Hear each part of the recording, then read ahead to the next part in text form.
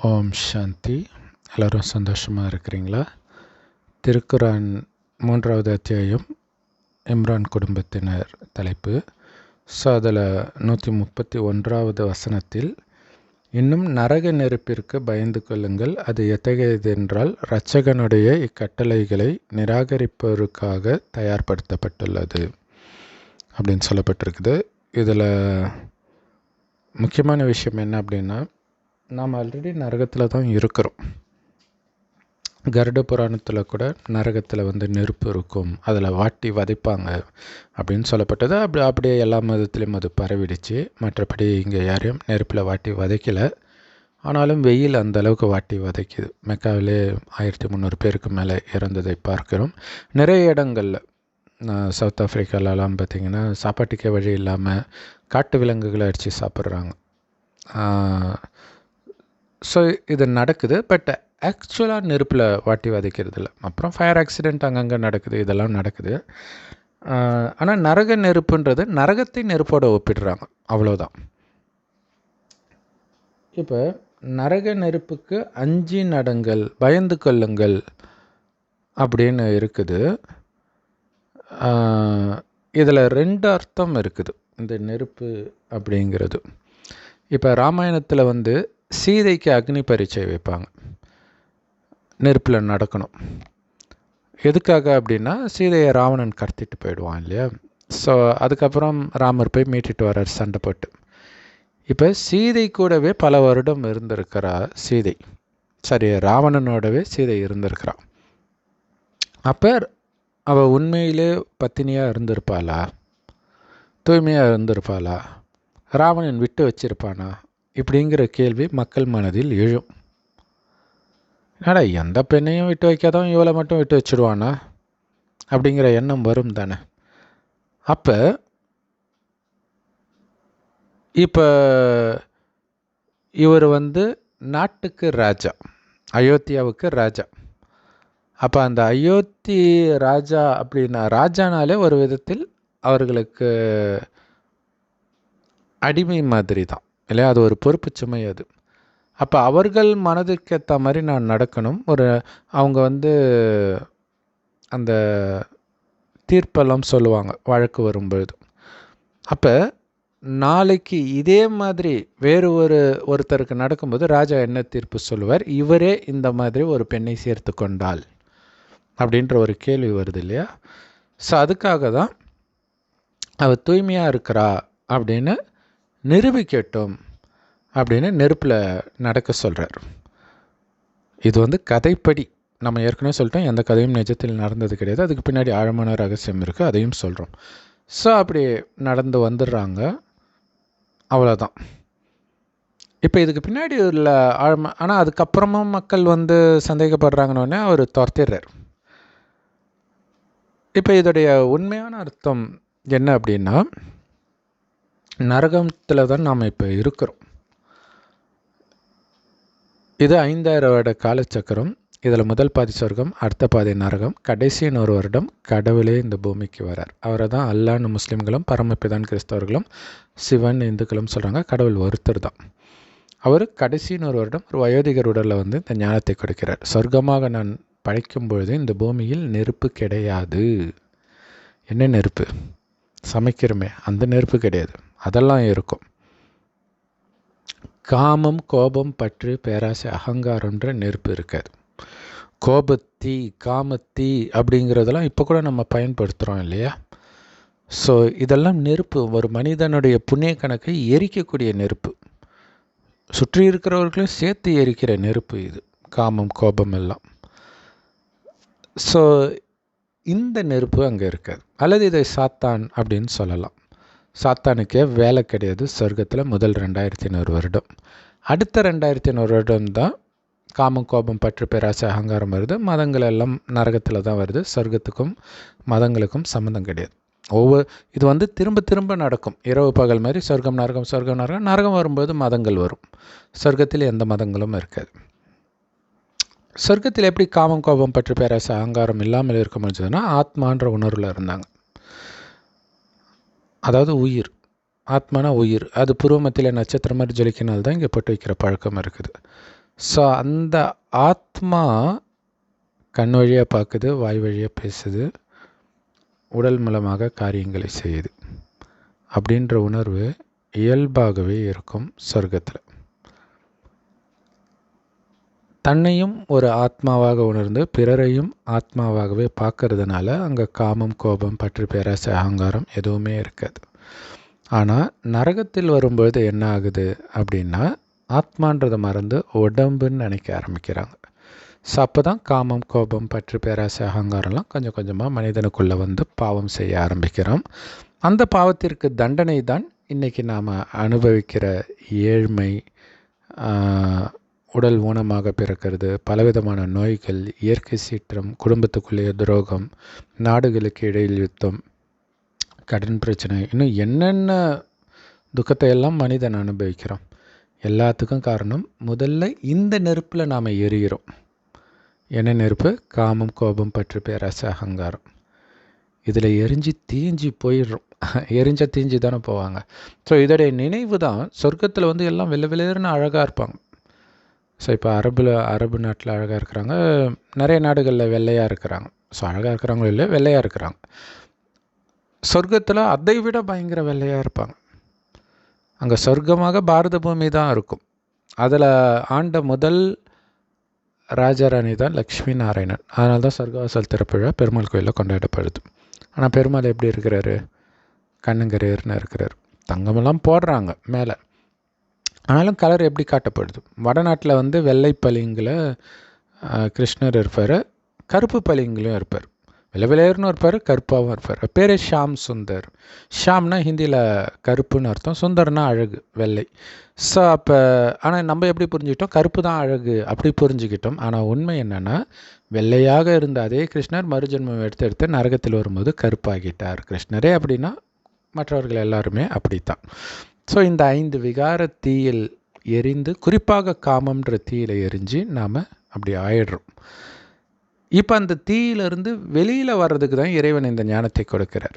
என் நினைவிலே இருங்க, ஒருவரை ஒருவர் ஆத்மானு பாருங்க, குறிப்பாக இறைவனை செவ்வானத்தில் நட்சத்திரம் மாதிரி அப்பான அன்பாக நினைவு பண்ணுங்க. அப்பான்னு நினைங்க, கணவன் நினைங்க, நண்பன் நினைங்க, எப்படியோ நினைவு பண்ணிக்கிட்டே இருங்க. ஏதோ ஒரு யுக்தி.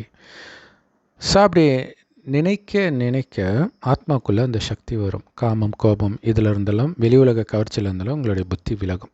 ஏன்னா இதனால தான் நீங்கள் உந்தப்பட்டு நிறைய பாவம் செஞ்சுருப்பீங்க. பல யுத்தங்கள் காமத்தினால தான் நடந்திருக்குதுன்னு கடவுளே சொல்கிறார். ஸோ இப்போ என்ன ஆனாலும் நீங்கள் பொறுத்துக்கணும், ஏன்னா இறைவன் சொல்லியிருக்கிறார். ஸோ அப்படி பொறுத்துக்கிறவங்களுக்குத்தான் உலக ராஜ்யத்தையே கடவுள் கொடுக்கிறார்.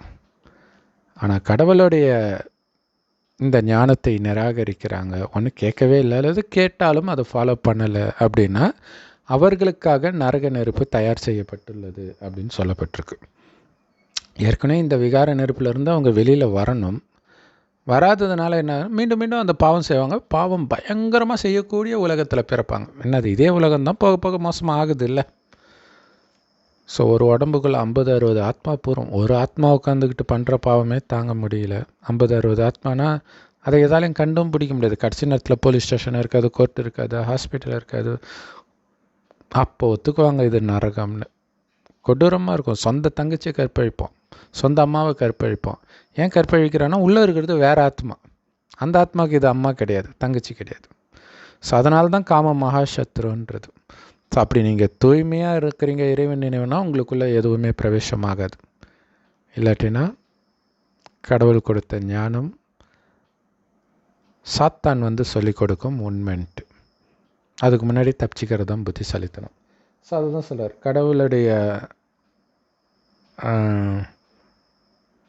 சரி. இன்னும் நரக நெருப்பிற்கு பயந்து கொள்ளுங்கள். அது எத்தகையது என்றால், இரட்சகனுடைய இக்கட்டளை நிராகரிப்போருக்காக தயார்படுத்தப்பட்டுள்ளது. ஸோ அங்கே எல்லா விதமான குறிப்பாக பாலியல் குற்றத்தில் தான் ரொம்ப சிக்குவாங்க இல்லையா? ஸோ அது மாதிரி நிறைய தண்டனைகள். சாப்பாடு இருக்காது, உயிருக்கு பயந்து வாழணும். சாப்பாடு இல்லைன்னும் போது குழந்தைங்களை கொலை பண்ணுவாங்க. அடுத்தது பெண்கள். ஸோ யாரெல்லாம் பலகீனமாக இருக்கிறாங்களோ அவங்களும், அதாவது ஆரம்பத்தில் ஆதிவாசியாக இருந்ததாக மனிதர்கள் நம்பிட்டு இருக்கிறாங்க இல்லையா? ஆரம்பத்தில் அப்படி இருக்காது. கடவுள் சொர்க்கமாக தான் படைப்பார். பைபிள் குரானில் ஆதாம் ஏவாள் சொர்க்கத்தில் படைத்ததாக தான் சொல்லப்பட்டிருக்கு. இறுதியில் தான் அது நடக்கும். ஆனால் மனிதனுடைய புத்தி கடைசியில் நடக்கிறத ஆரம்பத்தில் நடந்திருக்குன்னு இவன் அனுமானிக்கிறாங்க. ஸோ அது உண்மை அப்படின்னு நிரூபிக்கிறதுக்கு ஆதாரத்தை கஷ்டப்பட்டு தேடி எவல்யூஷன் தேரின்ட்டு எடுத்துகிட்டு வந்து என்னென்னமோ பண்ணிகிட்டு இருக்கிறாங்க. சரி, இப்போ ஒன்றும் இல்லை. இப்போ கரண்ட் இல்லைன்னா தெரியும், ஆதி காலம் டக்குன்னு வந்துடும். ஏன்னா தண்ணி கிடைக்காது. முதல்ல குளத்தில் போய் தண்ணி குடிக்கிற மாதிரிலாம் இப்போ இல்லை. அந்த மாதிரிலாம் ஒரு தூய்மையான குளமெல்லாம் எங்கேயும் இல்லை. கரண்ட் இல்லைன்னா முதல்ல மோட்டரே இல்லையா, தண்ணியே இப்போ மோட்ரு போட்டு தானே எடுக்கிறாங்க. எந்த வீட்டில் பம்பு இருக்குது? எங்கேயோ இருந்தால் ஆச்சரியம். அப்படியே இருந்தால் கூட ஊரே வந்து ஒரு பம்பில் அடித்தா என்னைக்கு தண்ணி எடுக்கிறது? ஸோ இதெல்லாம் நடக்கும் கடைசியில், ரொம்ப கொடூரமாக இருக்கும்.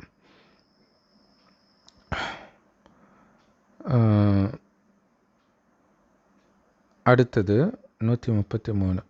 ஸோ அதுக்காக தான் அதுக்காக பயந்து கொள்ளுங்கள். இன்னும் உலகம் மோசமாக போகுது, அதுக்குள்ளே நீங்கள் தப்பிச்சிடணும் இல்லையா. இறைவன் நினைவிலே இருந்தீங்க அப்படின்னா இந்த உடலை விட்டு டக்குன்னு இறைவன் இருக்கிற இடத்துக்கு ஆத்மா போயிடும் ஆனந்தமாக. இல்லாட்டினா அடித்து உதச்சி தண்டனையெல்லாம் அனுபவித்து ஒரு உடம்புக்குள்ளே 50 ஆத்மாவில் ஒரு ஆத்மாவை நீங்கள் போய் அப்புறம் பிரம்மகுமாரிகள் கொடுக்குற ஞானத்தை அதில் ஒரு ஆத்மா கேட்டாலும் மற்றவங்க கேட்டு தான் ஆகணும். ஸோ அப்போ ஒவ்வொரு ஆத்மாவை தப்பிச்சு போகிறத பார்த்தா அப்போ முயற்சி பண்ணுவாங்க. ஸோ அதை இப்போவே முயற்சி பண்ணால் சொர்க்கத்துக்காவது வரலாம். ஏன்னா கடைசியில் நீங்கள் முயற்சி பண்ணுறது வந்து சொர்க்கத்துக்கு வர்றதுக்குள்ள மேலே போவீங்க. ஏன்னா சொர்க்கத்துக்கு வரணும்னா காமம், கோபம், பற்று, பேராசை, அகங்காரம் இது இருக்கவே கூடாது. ஸோ அந்த அளவிற்கு கடவுளை நினைத்து அந்த தூய்மையின் சக்தியை நிரப்புக்கிறதுக்கான டைம் கடைசியில் இருக்காது. ஸோ நாம் அது ஏற்கனவே இறைவன் நினைவிலிருந்து ஜெயிச்சிட்டா அந்த கொடூரத்தை எல்லாம் அனுபவிக்காமல் மேலே போயிட்டு அப்படியே சொர்க்கத்துக்கு வந்துடும். ஸோ ஒன்று சொர்க்கத்துக்கு வர்றதுக்கு ஆசைப்பட்டாவது இறைவனுடைய வழிபடி நடங்க. அப்படி இல்லையா கடைசியில் நீங்கள் அனுபவிக்க போகிற தண்டனைக்கு பயந்தாவது இறைவனுடைய வழிபடி நடங்க. ஸோ அதனால தான் 132 இதோடைய தொடர்ச்சியாக அல்லாவுக்கும் அவனுடைய தூதருக்கும் கீழ்ப்படியுங்கள். ஸோ அல்லாஹ் இறுதியில் தான் வராரு, வந்து இந்த செய்தியை கொடுக்குறார். ஆத்மான்னு ஒன்று வந்து என்னை நினைவு செய்யுங்க அப்படின்னு. ஸோ அந்த செய்தியை ஒரு வயோதிகர் உடலில் வந்து கொடுக்குறார். அந்த வயோதிகருக்கு பிரம்மான் பேர். ஸோ அவர் வாய் வழியாக இந்த ஞானத்தை கேட்டதுனால நம்ம அல்லாவுக்கு மட்டும் இல்லை பிரம்மாவுக்கும் குழந்தையாகிறோம். அதனால தான் இந்த இயக்கத்தின் பேர் பிரம்மா குமார் குமாரிகள். இதை இயக்கம்னு கூட சொல்ல முடியாது, குடும்பம்னு சொல்லணும். ஏன்னா குழந்தைகள். அப்போ நாம் என்ன சொல்கிறோம்? இறைவன் சொல்கிறத தான் சொல்கிறோம். அதுதான் அல்லாவுக்கும் தூதருக்கும் கீழ்ப்படிங்கள். கீழ்ப்படிங்கள்லாம் என்ன அர்த்தம்னா அந்த கட்டளைகளை ஃபாலோ பண்ணுங்கள். தூதருக்கு கீழ்ப்படிங்கள்னால் அவங்களுக்கு வேலை செய்யுங்கன்னு அர்த்தம் கிடையாது. இறைவன் சொன்ன அந்த செய்தியை கேளுங்கள் அப்படின்னு அர்த்தம். அதனால தான் நீங்கள் அல்லாவின் கிருபைக்கு உள்ளாக்கப்படுவீர்கள். அவர் கருணை நிரம்பியவர் தான். கடவுள் சொல்கிற கடைசி நேரம் உயிர் பிரிகிற அந்த கடைசி சுவாசம் இருக்குது பாருங்களா, அந்த நேரத்திலேயாவது என் குழந்தையா இதை ஆக்க முடியாதான்னு கடைசி வரைக்கும் முயற்சி பண்ணுறேன்றார். இன்றைக்கி முரளியில். ஸோ கடவுளுடைய அன்பு எப்படிப்பட்ட அன்பு பாருங்கள். ஸோ அதனால் அவருடைய வார்த்தையை நீங்கள் எந்த அளவுக்கு முன்னாடி கேட்டு சின்சியராக ஃபாலோ பண்ணுறீங்களோ அந்த அளவுக்கு சொர்க்கத்தின் ஆரம்பத்திலே பிறந்து அளவற்ற செல்வத்தை, சுகத்தை, அமைதியை அனுபவம் செய்வோம். அடுத்தது 133. உங்கள் இரட்சகனின் மன்னிப்பின் பாலும் சுவனபதியின் பாலும், அதாவது சுவனபதி அப்படின்னு சொர்க்கத்தை அவங்க சொல்கிறாங்க, விரைந்து கொள்ளுங்கள். அதன் அகலமாகிறது வானங்களும் பூமியும் ஆகும். அது பயபக்தியுடையவர்களுக்காகவே தயார் செய்யப்பட்டுள்ளது. ஸோ இங்கே அதாவது இறைவனுடைய வழிப்படி இங்கே பயப்படுறதுக்கு ஒன்றும் கிடையாது. பட் ஆனால் எதுக்கு பயப்படனா உங்கள் தலையில் அவ்வளோ பாவம் இருக்குது. ஸோ அந்த பாவத்திலேருந்து தப்பிக்கணுன்ற பயம் இருக்கணும். அதுக்கு இறைவனை நினைக்கணும். ஸோ அப்போ இறைவனை நினைத்து நினைத்து இறைவனுடைய ஞானமாகிய அந்த முரளியை கேட்டு கேட்டு ஆத்மானு உணர்ந்து பிறரை ஆத்மானு மட்டுமே பார்க்கணும். உடல் பக்கமே உங்களுடைய கவனம் போகக்கூடாது. ஸோ அப்போ அந்த காமம், கோபம், பற்று, பேராசை, அகங்காரம் எல்லாம் உங்களுடைய குணத்திலேருந்து முற்றிலும் நீங்கிடுச்சு அப்படின்னா அந்த பாவத்தை அழிச்சிட்டீங்க அப்படின்னு அர்த்தம். ஸோ அப்படி இறைவனுடைய நினைவிலே இருந்து பாவத்தை அழிக்கிறது தான் உங்களை நீங்களே மன்னிக்கிறீங்கன்னு அர்த்தம் இல்லையா? கடவுள் மன்னிக்கிற விஷயம் கிடையாது. ஆனால் கடவுள்கிட்ட நீங்கள் இது வரைக்கும் செய்த பாவத்தை எல்லாம் சொல்லும் பொழுது பாதி தண்டனை மன்னிக்கப்படுதுன்னு சொல்கிறார். மீதியை இறைவனை நினைத்து நாம் அழிச்சிக்கணும். அடுத்தது சொர்க்கத்தின் போகிறதுக்கு உங்களை தயார்படுத்திக்கோங்க. ஆரம்பத்திலே வரணும். ஸோ விரைந்து கொள்ளுங்கள்ன்றது வந்து அதிவேக முயற்சி அப்படின்னு அர்த்தம். இறைவனை தவிர வேறு எதுலேயும் உங்கள் நேரத்தை வீணாக்கக்கூடாது. ஸோ அந்த சொர்க்கம் எப்படி இருக்கும்? அதன் அகலமாகிறது வானங்களும் பூமியும் ஆகும் அப்படின்னா என்ன அர்த்தம்னா, ஆக்சுவலாக சொர்க்கம் சின்னதாக தான் இருக்கும். இவ்வளோ பெரிய உலகம் கிடையாது. பாரதத்தில் இந்த டெல்லி சார்ந்த பகுதி தான் சொர்க்கம். ஆனால் இங்கே அதன் அகலமாகிறது வானங்களும் பூமியும் அப்படிங்கிறதுடைய அர்த்தம் என்னென்னா, இப்போ இருக்கிற மாதிரி என் நாட்டுக்குள்ளே நீ வரக்கூடாது, இந்த பிளாட்டு இதெல்லாம் கிடையாது. யார் வேணாலும் எங்கே வேணாலும் வீடு கட்டிக்கலாம். ஒன்று இது அந்த மாதிரி எண்ணமே இருக்காது. அதான் சொல்கிறேனே, தங்க சங்கர்களால் கட்டப்பட்ட மாட மாளிகையில் இருப்போம், ஆனால் கதவு ஜன்னலே இருக்காது, திறந்தே இருக்கும். ஆயிரக்கணக்கான வேலைக்காரர்கள் இருப்பாங்க, ஆனால் ராஜாராணி ஜாலியாக குழந்த மாதிரி வெளில போயிடுவாங்க. அந்த வேலைக்காரர்களுக்கு நகையெல்லாம் வெளியிலே தான் இருக்கும், அங்கே லாக்கர்லாம் இருக்காது. அதை போய் எடுக்கணுன்ற எண்ணம் கூட வராது. ஸோ அந்த மாதிரி உலகம்ன்றதுனால அதை வந்து விண்ணுக்கும் மண்ணுக்கும் உங்களை அதிபதியாக படைத்தேன்னு பைபிளில் கூட இருக்கும். ஸோ அங்கே புஷ்ப விமானத்தில் தான் பறப்பீங்க. அதோடைய வேகம் எப்படி இருக்கும்னா, எண்ணத்தின் வேகம் அளவுக்கு இருக்கும். இங்கேருந்து அமெரிக்காவுக்கு போகணும்னு நினைக்கிறதுக்கு எவ்வளோ நேரம் ஆகும், அந்த நேரத்தில் அது போய்டுன்றார் தமிழ்நாட்டிலேருந்து அமெரிக்காவுக்கு. ஸோ இவ்வளவு எங்கே வேணாலும் நீங்கள் போகலாம். இங்கே அப்படி நீங்கள் போயிட முடியுமா? விசா எடுக்கணும், பாஸ்போர்ட் எடுக்கணும், நிறைய பிரச்சனை இருக்குது.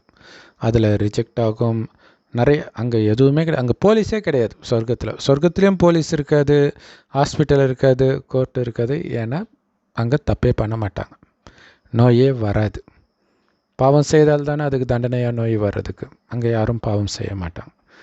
ஸோ இப்போவே இறைவன் நினைவில் இருந்து அந்த பாவத்தையெல்லாம் அழிக்கிற காரணத்தினால்தான் சொர்க்கத்துக்கே போகிறீங்க. அதனால் அங்கே எந்த தண்டனையும் இருக்காது. அப்போ பாருங்கள், நரகத்தின் நெருப்பு அநியாயக்காரர்களுக்காக தயார் செய்யப்பட்டுள்ளது. இந்த சொர்க்கம் இறைவனின் வழிப்படி நடப்பவர்களுக்காக தயார் செய்யப்பட்டுள்ளது.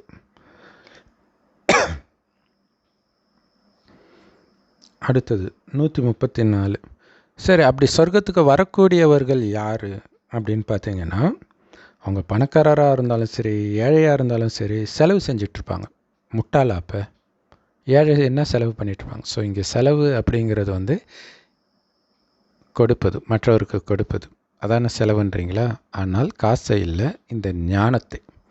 ஸோ இந்த ஞானத்தை கொடுப்பதில் தன்னுடைய உடல், மனம், பொருள் அனைத்தையும் அர்ப்பணிப்பாங்க. ஸோ பெரும்பாலும் ஏழைகள் தான் இதை பண்ணுவாங்க, பணக்காரர்களை விட. ஏன்னா அனைத்தையும் இறைவனுடைய சேவையில் அர்ப்பணிக்கிறது ஏழைகளுக்கு ஈஸி. அவங்கக்கிட்ட எதுவும் இல்லையே, பணக்காரன் எல்லாத்தையும் அர்ப்பணிச்சிடுவானா. ஸோ அதனால தான் பைபிளில் இயேசு சொல்லியிருப்பார், ஒரு துணி தைக்கிற ஊசியோடைய அந்த ஓட்டையில் நூல் கோப்பாங்களே, அதுக்குள்ளே ஒட்டகத்தை கூட நுழைக்கலாம், ஆனால் சொர்க்கத்துக்குள்ளே பணக்காரன் வர்றது நடக்காதது அப்படின்னு சொல்லப்பட்டிருக்குது. வருவாங்க, ஞானத்தை கேட்டால் கண்டிப்பாக வந்துடுவாங்க, ஆனால் ஆரம்பத்தில் வர மாட்டாங்க. சும்மா கடைசியில் வந்து ஏதோ வேலைக்காரன் அந்த மாதிரி பதவி. இங்கே பணக்காரனாக இருக்கிறவன் அங்கே ஏழையாக பிறப்பான். இதுதான் ஆச்சரியம். ஆனால் ஒருவேளை தைரியம் வச்சு முழுக்க முழுக்க இறைவனுக்காகவே அனைத்தையும் அர்ப்பணிச்சிட்டா வந்துடுவாங்க. பட் அந்த தைரியம் யாருக்கு இருக்கும்? ரொம்ப ரேர் இல்லையா? சரி, அதே மாதிரி கோபத்தையும் அடக்கி கொள்ளக்கூடியவர்கள். இங்கே அடக்கிற விஷயம் இல்லை, கோபமே இல்லாத நிலையை அடையிறது. ஸோ அதுக்கு தான் இறைவன் நிறைய ஞானத்தை கொடுப்பார். அது என்ன அப்படின்னா, ஒன்று இறைவனை நினைக்க நினைக்க உங்களுக்கு அந்த சக்தி வரும். செவ்வானத்தில் நட்சத்திரம் மாதிரி இறைவனை நினைக்க நினைக்க சக்தி வரும். பட் ஆனால் நேரம் எடுக்கும். அதுக்கு முன்னாடி சில ஞானங்களும் உங்களுக்கு உதவி செய்யும். என்னென்னா, இந்த 5000 வருட காலச்சக்கரத்தில் என்ன நடக்குதோ அதே தான் திரும்ப திரும்ப நடக்கும்ன்றார். இதை ஒரு கல்பம்னு சொல்லுவோம். ஒவ்வொரு கல்பத்திலும் அதே தான் நடக்கும். ஈஸியாக புரிஞ்சுக்கணும். 5000 வருஷம் முன்னாடி இதே நாள், இதே நேரம், இதே வீடியோவை நான் போட்டிருந்தால் தான் இப்போவும் போடுவேன். ஒவ்வொரு கல்பத்திலும் இதே நேரம், இதே தான் நானும் பண்ணுவேன், நீங்களும் இதே தான் பண்ணுவீங்க. ஸோ உங்கள் மனநிலை எப்படி இருக்குதோ அதே மனநிலையில் இதே உடலில் இருந்து நீங்கள் பார்ப்பீங்க. என்ன கமெண்ட் போடுறீங்களோ அதே கமெண்ட்டு தான் போடுவீங்க. ஸோ அந்த அளவுக்கு நிச்சயிக்கப்பட்டது. அப்படின்னா என்ன அர்த்தம்? ஒவ்வொருத்தருடைய ஆத்மாலையும் என்னென்ன பண்ணணும் ஒவ்வொரு நொடின்றது நிச்சயிக்கப்பட்டிருக்கு அப்படின்னு தெரிந்தால் அவங்களுக்கு ரெக்கார்டான அந்த பதிவை அந்த ஆத்மா ப்ளே பண்ணுது. அதுக்கு நான் ஏன் டென்ஷன் ஆகணும்? அது அவங்களுடைய நடிப்பு. அதை யாராலையும் மாற்ற முடியாது. அவங்கவுங்களுடைய பாட்டை தான் நடிப்பாங்க. சில சமயம் ஒரு சிலருடைய வார்த்தை நம்ம வாழ்க்கையே கூட கெடுத்துடும் இல்லையா, ஏடா கூடமா. ஆனாலும் அது அவங்களுடைய நடிப்பு. அதனால் கோபப்படக்கூடாது. ஸோ ராமரை காட்டுக்கு அனுப்புனது கைகேயியுடைய கோபம். ஆனால் அந்த கைகேயி கிட்ட ராமரும் அன்பாக தான் இருக்கிறாரு, ராமருடைய அம்மாவும் அன்பாக தான் இருக்கிறாங்க, ராமருடைய மனைவியும் அன்பாக தான் இருக்கிறாங்க. ஸோ எப்படி அவங்களால அது இருக்க முடிஞ்சது அப்படிங்கிறது மட்டும், அந்த ரகசியம் மட்டும் அதில் சொல்லப்படாமல் இருக்கும். அது இறைவனுடைய ஞானத்தை கேட்கும்போது தான் தெரியுது, ஓ இப்படித்தான். இங்கே கூட கோபத்தை அடக்கி கொள்ளுங்கள்னு இருக்குது. நல்லா யோசிக்கணும். கோபத்தை அடக்கி கொள்ளுங்கள்னு சொல்கிறது கடவுளுடைய வார்த்தை. அடக்கிக்கொள்ளுங்களில் கோபத்துமே இருக்கக்கூடாதுன்னு கடவுள் சொல்கிறாரு. அப்படி இருக்கும்பொழுது போய் சண்டை போடுங்கன்னு கடவுள் சொல்லுவாரா? இல்லை உன் நாட்டை பிடிக்க வந்தால் என்ன பண்ணுவேன்? கோபப்படுவேன், அப்போ தான் சண்டை போடுவேன், அதைத்தான் படாதீங்கன்னு போட்டிருக்குது. ஸோ அதனால தான் நம்ம சொல்கிறோம், மனித வழி 99% கடவுளுடைய வழி 1% இருக்கும். அந்த 1% தேடி கொடுக்கறதுக்காக தான் நம்ம பைபிள், குரான், ராமாயணம், மகாபாரதம் எல்லாமே போடுறோம். சரி, அதேமாதிரி மனிதர்களின் குற்றங்களையும் மன்னித்து விடக்கூடியவர்களாக இருப்பாங்க. அவங்க தான் சொர்க்கத்துக்கு வர முடியும். அதுதான் இங்கே முக்கியமான விஷயம் இல்லையா. அந்த கொலை பண்ணுங்க இதெல்லாம் சொன்னது நரகத்தில் வாழறதுக்காக மதங்களுக்கு போதிக்கப்பட்டது. நீ சொர்க்கத்துக்கு வரணும் அப்படின்னா தெளிவாக போட்டிருக்குது, அவர்கள் கொடுத்து கொண்டே இருப்பார்கள். ஞானத்தை மட்டுமில்லை, சக்தியையும். இறைவன் நினைவிலிருந்து, இறைவனை தவிர வேறு எந்த நினைவும் இல்லாதப்போ அந்த தூய்மையின் அதிர்வலைகள் பரவும் உங்களை சுற்றி. அந்த தூய்மையின் அதிர்வலைகளை தொடர்ந்து உலகத்துக்கு கொடுத்துக்கிட்டே இருப்பாங்க. ஸோ இதுவும் இருக்குது. சக்தி, குணத்தை கொடுக்கறது. அதாவது எவ்வளோ ஒருத்தர் சைக்கோவான கணவன் அல்லது சைக்கோவான மேலதிகாரி இருக்கிறாங்க அப்படின்னா, நீங்கள் அன்பாகவே நடந்துக்கிறீங்க, என்ன பண்ணாலும் அப்படின்போது உங்களுடைய குணம் அவங்களுக்கு போகும். ஆனால் பெரும்பாலும் என்ன ஆகுனா அவங்களுடைய குணம் உங்களுக்கு வந்துடும் ஜென்ரலாக. பட் இறைவனுடைய ஞானத்தை தினம் தினம் கேட்க கேட்க இதுதான் பலம், அது பலகீனம்னு நம்ம தெரிஞ்சுக்கிறோம். கோபப்படுறது பலகீனம், அமைதியாக இருக்கிறது தான் பலம் அப்படின்னு தெரிஞ்சுக்கிட்டு இறைவன் நினைவில் ஆனந்தமாக இருப்போம். அந்த ஆத்மா பாவம் பலகீனமாக இருக்குதேன்ட்டு அந்த கருணையோட சக்தியும் கொடுப்பீங்க. ஸோ இதைத்தான் நீங்கள் ஏழையாக இருந்தாலும் பணக்காரராக இருந்தாலும் கொடுத்துக்கிட்டே இருப்பாங்க. அவங்க தான் சொர்க்கத்துக்கு வருவாங்க. அடுத்தது கோபத்தையும் அடக்கிக்குவாங்க. மனிதர்களின் குற்றங்களையும் மன்னித்து விடக்கூடியவர்கள். அதுக்கு கடவுள் என்ன சொல்லுவார்னா, முற்றுப்புள்ளி வச்சுருங்க, கேள்விக்குறி வைக்காதீங்க. நான் இவ்வளவு செஞ்சேனே, ஏன் இப்படி பண்ணான், நம்பிக்கை துரோகம் இப்படி பண்ணியிருக்கக்கூடாது, அப்படி இல்லை பண்ணியிருக்கணும். கேள்விக்குறியோ கமாவோ ஆச்சரியக்குறியோ போடாதீங்க, ஃபுல் ஸ்டாப் வச்சுடுங்கன்ற. எப்படி ஃபுல் ஸ்டாப் வைக்கிறது? நான் ஆத்மா சொர்க்கத்துக்கு போயிட்டு இருக்கிறேன், போகிற வழியில் இதெல்லாம் நடக்குது, எதுவுமே என்னை சலனப்படுத்தலைன்னா அங்கே போயிடும், மற்றதெல்லாம் தடை. இங்கே நீங்கள் சண்டை போட்டுன்னு இருந்தீங்கன்னா சொர்க்கத்துக்கு போக முடியாது. நாம் போட வேண்டிய ஒரே யுத்தம் காமம், கோபம், பற்று, பேராசை, அகங்காரம் நமக்குள்ளே தூண்டப்படுது இல்லையா சூழ்நிலைகள் மூலமாக. அப்போ எல்லாம் முற்றுப்புள்ளி வச்சு ஓம் சாந்தி. ஓம் சாந்தினா என்ன அர்த்தம்? ஓம்னா நான் ஆத்மா, என்னுடைய உண்மையான குணம் அமைதி. அமைதியை இழக்கக்கூடிய எதுவும் என்னுடைய குணம் கிடையாது. என்னது எதுவுமே கிடையாது. ஆத்மா தனியாக வந்துச்சு, தனியாக போகுது. ஆனால் தாயின் கர்ப்பத்தில் தான் பிறந்தாகணும் உடல் எடுக்கணுன்னா. அதனால் ஒருத்தர் உடலில் பிறக்கிறோம், அவ்வளோதான். ஸோ அதுக்காக நாம் அவர்களுக்குரிய கடமையும் செய்கிறோம். ஆனால் பற்று இல்லாமல் செய்யுங்கள். பற்று இருந்துட்டாலே உங்களுக்கு பிரச்சனை வந்துடும், கோபம் வந்துடும். ஸோ உங்களுக்கே அநீதியை இழைத்தாலும், உங்களுக்கே உங்கள் குடும்பத்தினர் உங்கள் அநீதியை அவங்க தானே பண்ணுவாங்க இல்லையா, அதையும் மன்னித்து விடக்கூடியவர்களாக இருப்பாங்க. அப்படி இருக்கும்போது தனக்கு வர அநீதியே மன்னிக்கிறவங்க சம்மந்தமே இல்லாமல் என் ஜாதி என் மதத்திற்கு ஒரு அநியாயம் நடந்துச்சுன்னு குதிச்சாங்கன்னா அவங்க எப்படி சொர்க்கத்துக்கு வருவாங்க? நீங்களே யோசிச்சு பாருங்கள். அல்லாஹ்வோ நன்மை செய்கிறவங்களைத்தான் நேசிக்கிறார், தீமை செய்பவர்களுக்கும் நன்மை செய்பவர்களைத்தான் நேசிக்கிறார். அதுதான் மன்னித்து விடுவார்கள், கோபப்பட மாட்டார்கள் அப்படின்னு சொல்லப்பட்டிருக்குது. இவங்க தான் சொர்க்கத்துக்கு வருவாங்க. அப்போ நீங்கள் யோசிச்சு பாருங்கள்.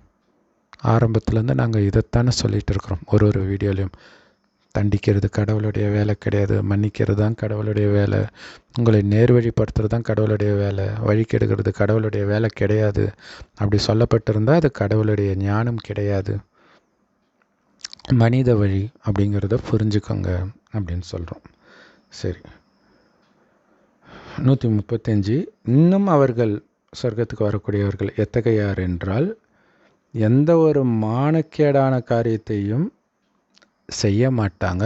மீறி அவங்க செஞ்சிட்டாங்கன்னா உடனடியாக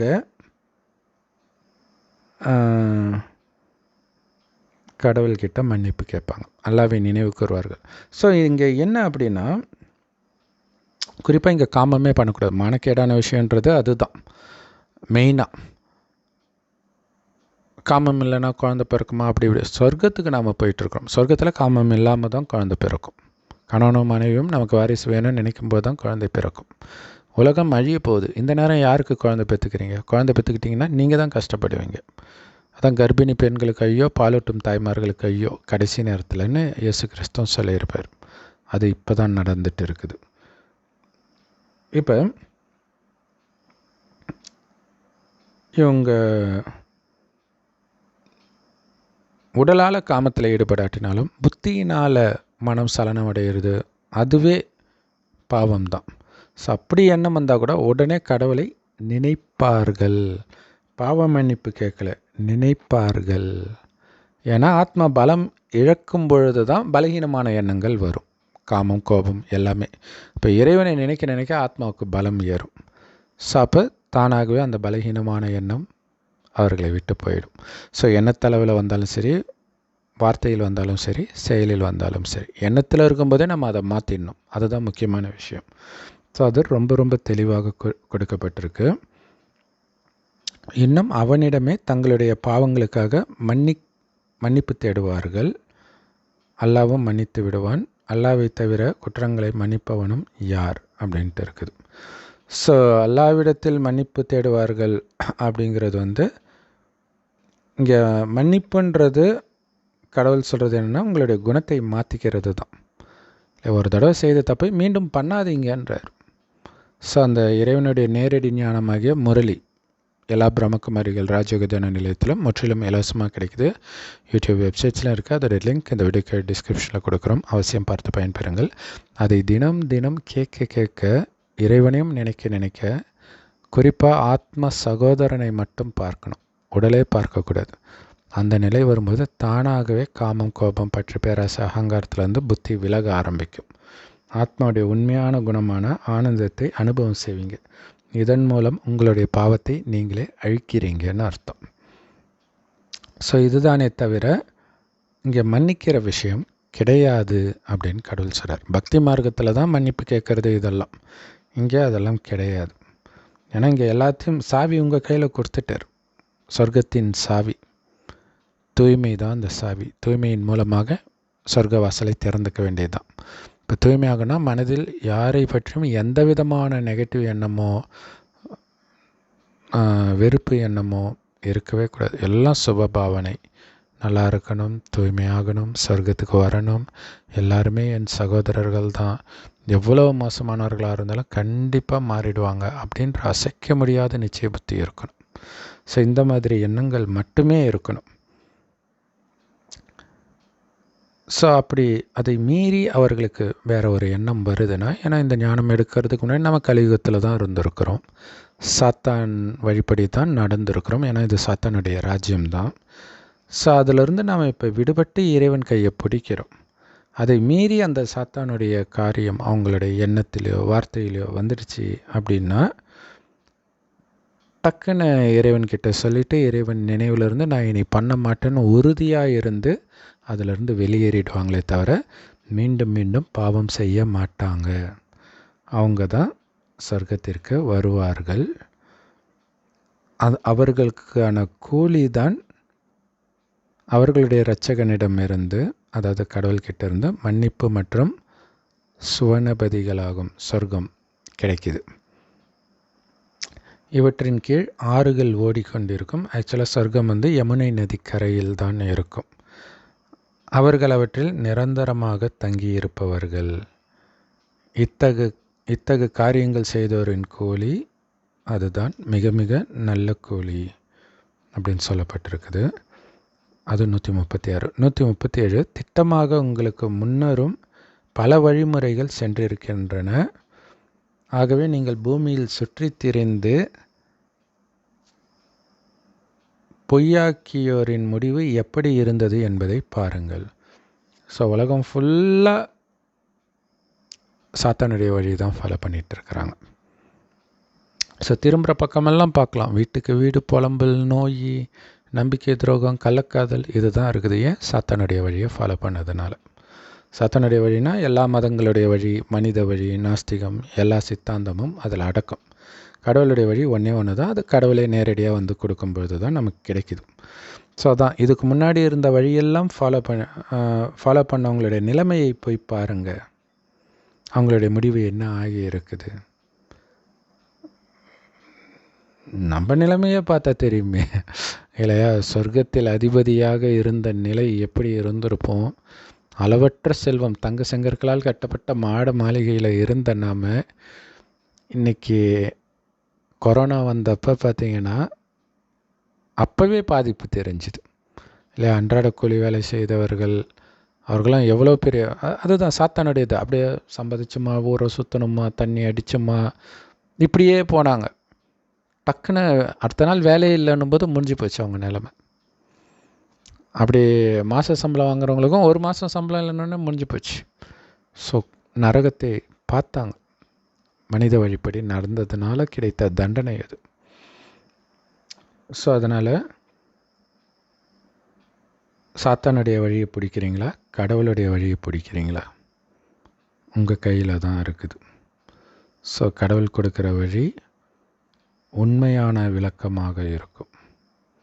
குறிப்பாக பயபக்தியுடையவருக்கு அப்படிங்கிறத விட கடவுள் மேலே விசுவாசம் கொண்டவருக்கு நேரான வழியை காட்டக்கூடிய நல்ல உபதேசமாக இருக்கிறது. இது 138.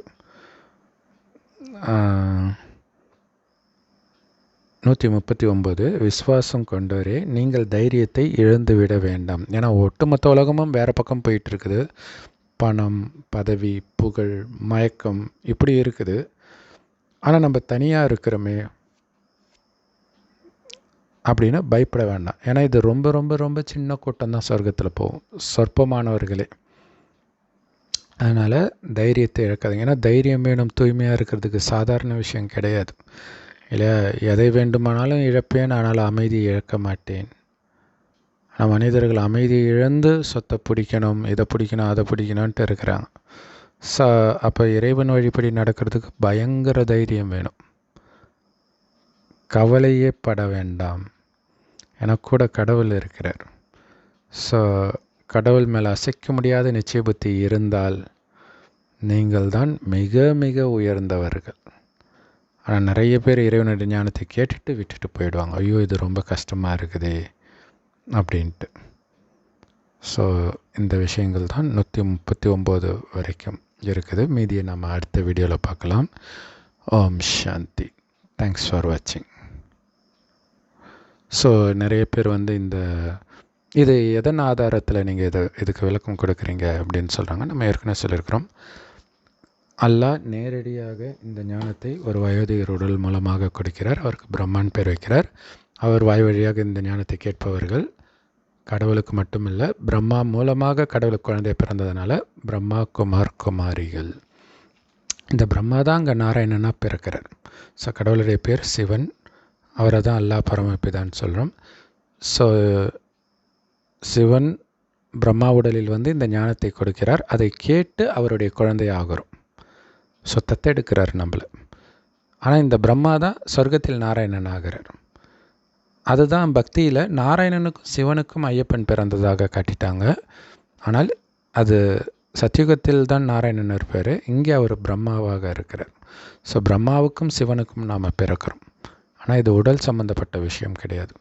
பிரம்மா உடலில் சிவன் வந்து ஞானத்தை கொடுத்து நாம் மாறுறோம். ஸோ அப்போ ஒரு ஆணுக்கு எப்படி குழந்தை பிறக்கும்?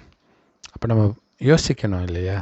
அப்போ இதில் ஏதோ ஒரு ரகசியம் இருக்குது. அந்த மாதிரி ஒரு மனநெருடலான ஒரு விஷயம் எந்த மதத்தில் இருந்தாலும் அதுக்கு பின்னாடி வேறு ஏதோ ஒரு ரகசியம் இருக்குது, நமக்கு புரியலை அப்படிங்கிறத புரிஞ்சுக்கணும்.